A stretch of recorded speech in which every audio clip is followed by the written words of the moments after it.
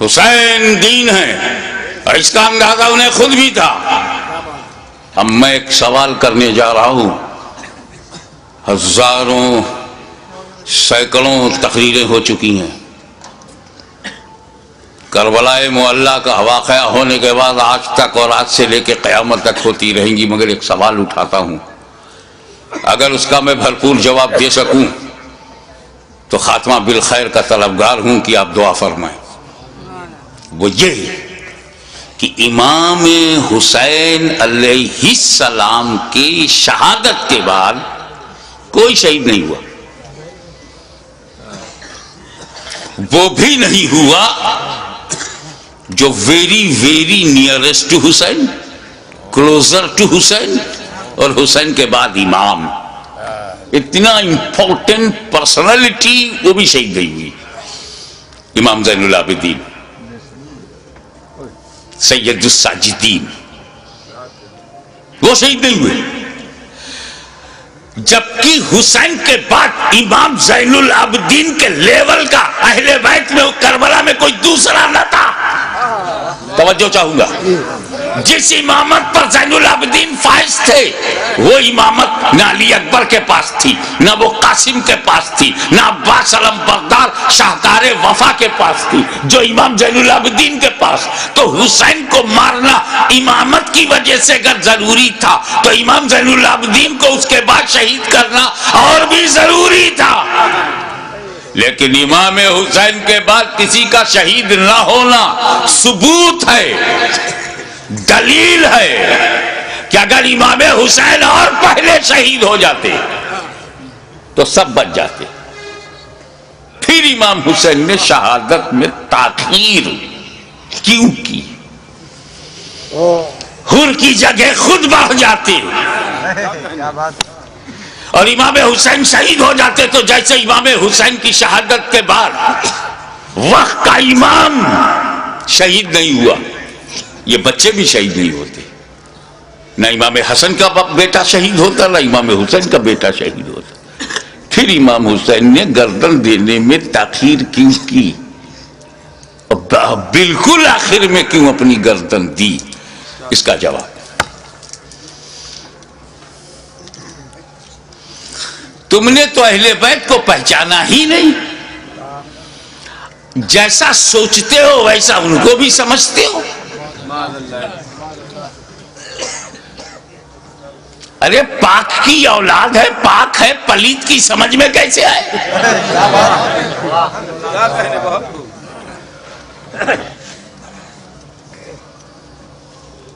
آپ غور فرمائیں کہ جن مکے والوں نے پتھر برسائے، راہوں میں کانٹے بچھائے، شاب ابی طالب میں 2.5 سال تک محاصرے میں رکھا، آب و دانا بند،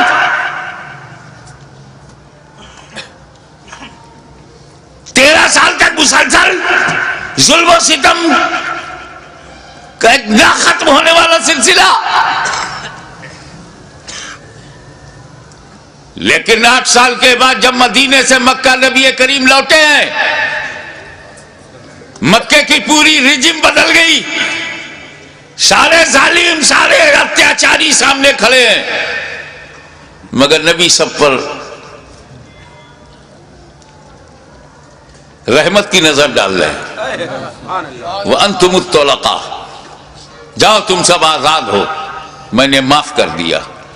ظالموں کو معاف کرنے والی نظر، مزاج، اسی رحمت للعالمین کا یہ نواسا ہے، جس کا رسول رؤوف الرحیم ہے، نہیں چاہتے کہ کوئی بندہ جہنم میں جائے، ان کا نواسا کب چاہے گا؟ دشمن صحیح، مگر یہ جہنم کی تعداد بڑھی تو میرا کیا فائدہ؟ موقع دو سدھرنے کا، موقع دو سنبھلنے کا، اپارچونٹی دو گائیڈنس پانے کا۔ مقصد یہ تھا یزیدیوں تم کسی کو قتل نہ کرو، اسی میں تمہاری بھلائی ہے، اسی میں تمہاری بچت ہے، فلاح ہے۔ بدل دو اپنے ارادے کو، بدل دو اپنے خیالات کو، اہل بیت کے خون سے اپنی تلواروں کی پیاس نہ بجھاؤ۔ خطبہ دیا، سمجھایا، موقع دیا، لیکن محسوس ہوا کہ یہ سب بے شرمی کی انتہا کو پہنچے ہوئے ضدی، یہ کلاب الدنیا بھی ہے، کلاب النار بھی، یہ دنیا کے کتے، جہنم کے کتے بننا چاہتے ہیں، مگر پھر بھی رحمت للعالمین کا نواسا، رحمت عالم کا پروردہ نظر کردہ اپنے دشمنوں کو یہ بھی موقع دے رہا ہے کہ اگر تم کچھ لوگوں کو قتل کر کے اپنی تلوار کی پیاس کو بجھانا چاہتے ہو تو لو میں تمہیں حر دے رہا ہوں، لو میں تمہیں وہب دے رہا ہوں، لو میں آمان دے رہا ہوں، لو میں اپنے انصار دے رہا ہوں۔ اگر اس سے بھی تسلی نہیں ہوتی تو لو میں تمہیں قاسم بن حسن دے رہا ہوں، اب بھی تسلی نہیں ہوتی تو لو علی اکبر کی جوانی لے لو، اب بھی تسلی نہیں ہوتی تو عباس کے بازو لے لو، اب بھی تسلی نہیں ہوتی تو علی اصغر کا خون لے لو، لیکن مجھ تک جلدی مت کرنا۔ میں رحمت عالم کا نواسا ہوں، رحمت بھری نظر سے تمہیں مہلت دے رہا ہوں، مجھے مارنے میں عجلت مت کرنا۔ اگر تم اتنے لوگوں کو شہید کر کے رک جاؤ، تائب ہو جاؤ، تو میں رحمت للعالمین کا نواسا ہوں، بیٹا ہوں، میں محشر میں تمہارے ان گناہوں کی مغفرت کروا سکتا ہوں، کیونکہ علی اکبر کا قاتل قاتل مومن ہے، عباس کا قاتل قاتل مومن ہے، قاتل حر قاتل مومن ہے، قاتل علی اصغر قاتل مومن ہے۔ قتل مومن شدید ترین گناہ کے باوجود مغفرت میں کروا سکتا ہوں، مجھے مارنے میں جلدی نہ کرنا، میرا قتل قتل مومن نہیں قتل دین بن جائے گا، اور قاتل دین کی مغفرت نہیں۔ لیکن جب یہ محسوس ہونے لگا، ختم اللہ علی قلوبہم وعلی ابصارہم، جب اللہ تعالیٰ نے ان کی سماعت پر، ابصار پر، بصارت پر پہرا بٹھا دیا، مہر لگا دیا، اور حجت تمام ہو گئی، جتنی مہلتیں دینی تھی دی جا چکی، جتنی مواقع فراہم کرنے تھے ہو چکے، جتنی بار ضمیر کو جگانا تھا جگا چکے، لیکن ان مردہ دلوں میں ٹس سے مس جب کوئی نہیں ہوا تب بالآخر فیصلہ وہی ہوا، اے نانا جان جو میں نے وعدہ کیا تھا نبھانے جا رہا ہوں، اے پدر بزرگوار خیبر شکن جس نیت سے آپ نے پرورش کی ہے اس مقصود کی طرف جا رہا ہوں، اے مادر مہربان خاتون جنت جو سمجھ کر آپ نے دودھ پلایا تھا آج اس کا حق ادا کرنے جا رہا ہوں۔ نتیجہ کیا ہوا؟ خیمے میں گئے، اپنے والد کا اپنے نانا کا کپڑا لیا، سر پہ امامہ باندھا، اور زیب تن ہو کر دلدل پر بیٹھ کر خاندان کو آخری سلام کر کے میدان کارزار میں حسین اتر پڑے، ایر لگائی۔ گھوڑے کو ناز ہے کہ آج امام میرے اوپر ہے، امام کو ناز ہے کہ گھوڑا بھی میرا وفادار ہے۔ چل پڑے، امام نے یزیدی لشکر پر جب حملہ کیا، وار کیا، یزیدیوں میں انتشار پیدا ہو گیا۔ حیدری کچھار کا شیر نر جب بفر کر زیادی بھیڑیوں پر حملہ آور ہوا تو کشتوں کے پشتے لگا دیا، لاشوں کا ڈھیر لگا دیا۔ بھوکا پیاسا حسین کھاتے پیتوں کو کاٹتا ہوا چلا جا رہا ہے، تلوار چمکی، ہوا میں لہرائی تو ایسا نہیں لگتا تھا کہ حسین کے تنہا ہاتھ میں اکیلی تلوار ہے، ایسا لگتا تھا جیسے آسمان کی تمام بجلیاں تلوار میں سما گئی ہوں، ایسا لگتا تھا کہ ستاروں نے اپنی جگہ چھوڑ کر ذوالفقار کی دھار میں آ گئی ہوں، ایسا لگتا تھا کہ آدم کا ہاتھ دعا کے لیے اٹھ گیا ہو، ایسا لگتا تھا کہ نوح کی کشتی اپنے نجات کا رخ دیکھ رہی ہے، ایسا لگتا تھا کہ دریائے نیل میں فرعون غرق ہو رہا ہے، یزیدی تباہ ہو رہے ہیں، ایسا لگتا تھا جیسے کعبے کا رخ قبلہ، کعبے کا رخ کعبہ کی طرف ہو گیا ہو، ایک جگہ جمع ہوا کعبہ متحرک کعبے کو دیکھ رہا ہے، ایک جمع ہوا کعبہ متحرک کعبہ کو دیکھ رہا ہے، محبتوں کا قبلہ، محبتوں کا قبلہ، عقیدتوں کا کعبہ یزیدیوں کے مقابلے میں کھڑا تلوار چلا رہا ہے، ایسا لگتا تھا کہ حسین کے بازو میں حیدر کرار کا بازو سما گیا ہو، ایسا لگتا تھا جیسے فاطمہ زہرا کا دودھ حسین کی رگوں میں نیا خون بن گیا ہو، ایسا لگتا تھا، ایسا لگتا تھا، آپ نعرہ بند کیجئے، ایسا لگتا تھا جیسے تمام جنہ انتظار دے رہے ہیں، داد شجاعت دے رہے ہیں اور ان کی دعاؤں میں فرشتوں کی آمین شامل ہو گئی ہو، ایسا لگتا تھا کہ صداقت سمٹ گئی ہے، ایسا لگتا تھا کہ عدالت نے پکڑ لیا ہے، ایسا لگتا تھا کہ سیادت نے اپنے جلوے دکھا دیے ہیں، ایسا لگتا تھا کہ تنہا حسین میں جرأت موسیٰ بھی ہے، استقامت ابراہیم بھی ہے، ارادہ اسماعیل بھی ہے۔ اس وقت سامنے شیطان تھا، اسماعیل کا ارادہ پہاڑ تھا، اس وقت یزیدی فوج ہے، حسین کا ارادہ پہاڑ ہے، تلوار چلتی رہی، تلوار چلتی رہی، کشتوں کے پشتے لگتے رہے، لاشوں کے ڈھیر لگا دیے، اب اس تلوار کو روکا کیسے جائے؟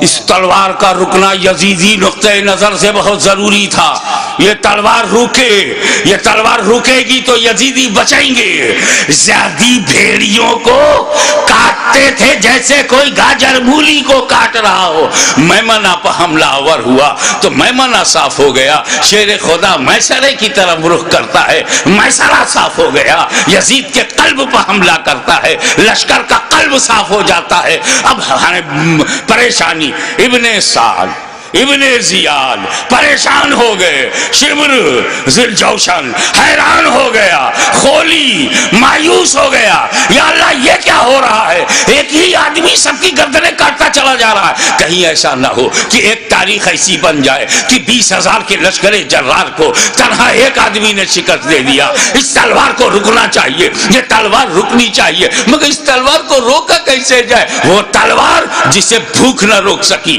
وہ تلوار جسے پیاس نہ روک سکی، وہ تلوار جسے لاشیں نہ روک سکی، وہ تلوار جسے زینب و سکینہ کے معرض خطر میں آ جانے کا اندیشہ نہ روک سکا، وہ تلوار جسے علی اکبر کی لوٹی ہوئی جوانی نہ روکے، وہ تلوار جسے لٹا ہوا قاسم کا شباب نہ روکے، وہ تلوار جسے عباس علم بردار کے کٹے ہوئے بازو نہ روکے، وہ تلوار جسے معصوم اور شیر خوار بچہ علی اصغر کی موت نہ روک سکے، اس تلوار کو کوئی روک نہیں سکتا، زمین بھی تائید میں ہے، آسمان بھی حمایت میں ہے، فضا بھی مددگار ہے، اس تلوار کو کوئی روک نہیں سکتا، وہ تلوار جو بھوک سے نہ رکے، پیاس سے نہ رکے، قتل سے نہ رکے، خیموں میں لاشیں لے جانے سے نہ رکے، اچانک وہ تلوار رک گئی، وہ تلوار رک گئی، بس یہی نازک سا موڑ ہے، وہ تلوار رک گئی،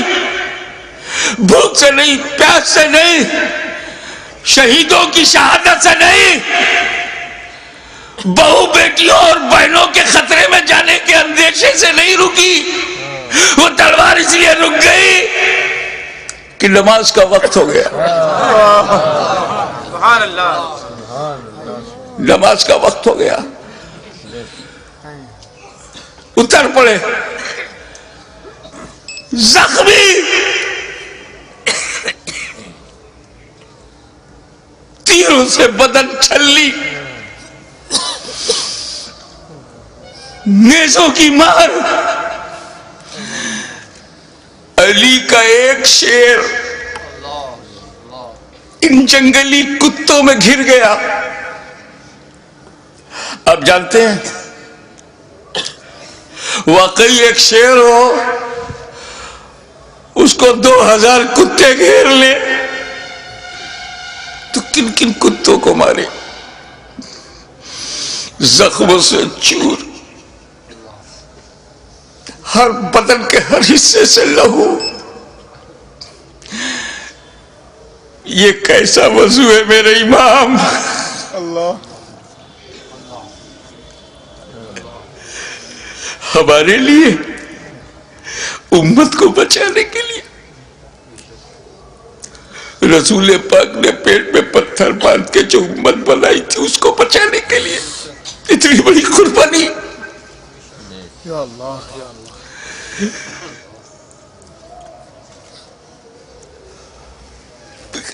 زمین پر گرے سجدے میں.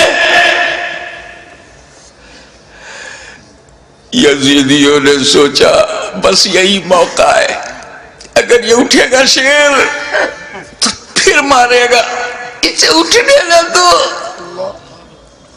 شقی القلب پتھر دلوں نے نبی کا کلمہ پڑھتے ہوئے بھی نبی کے نواسے کو، نبی کی جان کو، نبی کی پہچان کو،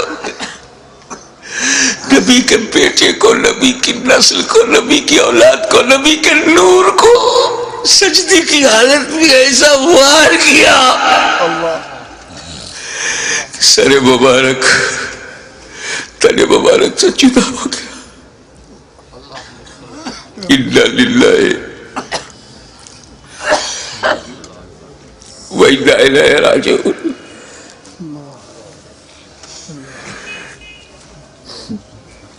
کٹ گیا، گردن کٹ گئی.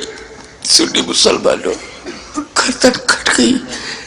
کون سی گردن؟ جس کو تمہارا ہمارا نبی چوما کرتا تھا، کٹ گئی. کعبے کے ایک پتھر کو میرے نبی نے ایک بار چوما، حجر اسود کو. قیامت تک لوگ چومیں گے، مگر حسین کے گلے کو تو نبی نے بار بار چوما تھا، بار بار چوما تھا. تم کہتے ہو حسین کا گلا کٹا، حسین کا گلا کٹا. میری دل سے پوچھ، بوسہ گاہ مصطفیٰ کٹ گئی، بوسہ گاہ رسول کو کاٹ دیا. میں ایک مرتبہ بیمار پڑا تھا برطانیہ میں. میری ماں کا خط آیا، بیٹا تمہاری کیسی طبیعت ہے؟ مجھے بڑا تعجب ہوا. میری ماں کی چوچا شریف میں، وہ انگلینڈ میں، ان کو محسوس کیسے ہوا؟ تو کسی نے سمجھایا یہ ممتا ہے، یہ خون کا رشتہ ہے. تو بیمار پڑ گیا تھا، سر سمندر پار خون کے رشتے نے ماں کے دل میں احساس ڈالا. ارے جب ماں بیٹے میں احساس کا یہ رشتہ ہوتا ہے تو جب حسین کا گلا کٹا ہوگا تو لب مصطفیٰ پہ کیا گزری ہوگی.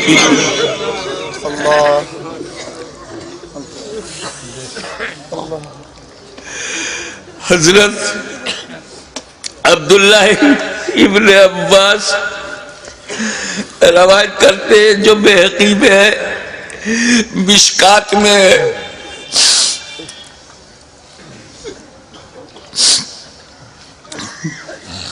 کہ ام المومنین ام سلمہ نے خواب میں دیکھا کہ حضور صلی اللہ علیہ وسلم کے ہاتھ میں شیشہ ہے. پوچھا یا رسول اللہ یہ کیا ہے؟ کہا یہ میرے بیٹے حسین اور کربلا کے شہیدوں کا خون میں صبح سے اس میں جمع کر رہا ہوں. رسول مبارک کی ریش مبارک پر غبار بالوں میں بکھرا، ہاتھ میں شہدائے کربلا کا لہو. کتنا دل دکھ گیا ہوگا رسول پاک کا.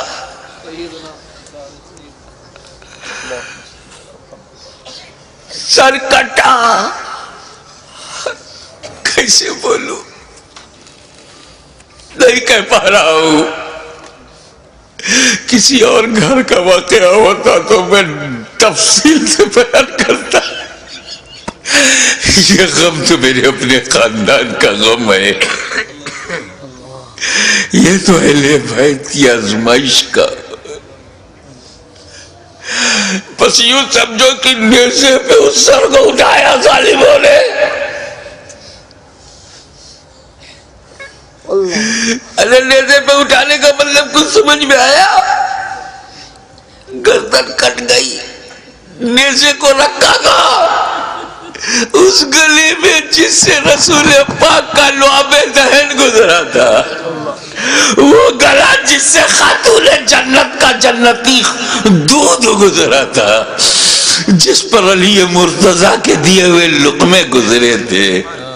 امام علی مقام کے گلے میں وہ گلا کٹا ہوا دیکھا ہوگا نا، جب گلا کٹتا ہے تو ایک اسی میں ڈال دیا. ارے جسے نبی چومتے تھے اس پہ تم نے نوکے نیزا. یزیدیوں، تم نے کل بھی حسین کو ستایا تھا، آج بھی ستا رہے ہو. فرق یہ ہے کہ کل نوکے نیزا سے تکلیف پہنچائی تھی، آج اپنی تقریروں میں نوکے زبان سے تکلیف پہنچا رہے ہو، نوکے قلم سے تکلیف پہنچا رہے ہو. یاد رکھو، حسین نے امت کو اسی لیے بچایا ہے کہ ساری زندگی امت حسین پر قربان ہوتی رہے گی، حسین پر ہم اپنی جان دیتے رہیں گے. نیزے پہ اٹھا لیا، یہ تو ہندوستان کا کوئی اتیاچاری بھی نہیں کرتا. نیزے پہ اٹھا لیا، حسین کے سر مبارک کو لو کے نیزہ پہ رکھ کر اٹھا دیا. جلوس نکالا، لو کے نیزہ پہ بلند کر دیا امام کا سر، اور وہیں سے میرا امام اپنے غلاموں کو آخری درس دے رہا ہے. اے میرے غلاموں، دیکھو یزیدیوں کی بھیڑ میں، یزیدیوں کے لشکر میں تیرا امام کا سر اوپر ہے، تیرے امام کا سر اوپر ہے، تیرے امام کا سر بلند ہے. یعنی جن کا سر کٹا نہیں، ان کا سر نیچے ہے، جس کا کٹ گیا وہ سر بلند ہے. تبھی تو غریب نواز نے کہا سرداد نداد در دست یزید حقا کی بنائے لا الہ حسین. وآخر دعوانا الحمدللہ رب العالمین.